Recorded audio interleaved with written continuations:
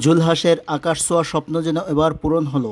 মানিকগঞ্জের কৃতি সন্তান জুলহাস সাইকেলের চাকা, পাম্প মেশিন, সিএনজির টায়ার, অ্যালুমিনিয়াম এবং এসএসের সাহায্যে একটি বিমান তৈরি করে আকাশে উড়িয়েছিলেন।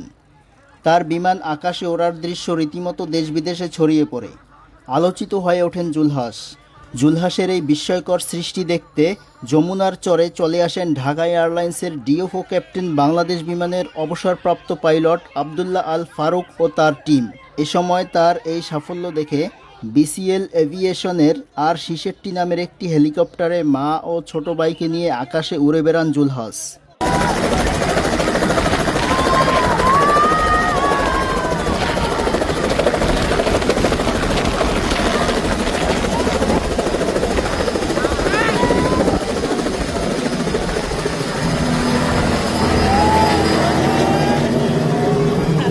জুলহাসের বিমান তৈরি প্রাতিষ্ঠানিকভাবে রূপ দেওয়ার জন্য অন্তত ৩০ থেকে ৪০ লাখ টাকা খরচের সহযোগী হবে বলে আশ্বাস দেন তিনি।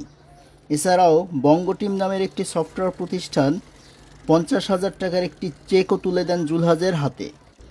জুলহাসের এই বিমান দেখতে যমুনার চরে চলে আসেন মানিকগঞ্জ জেলাসহ অন্যান্য জেলার লোকজন।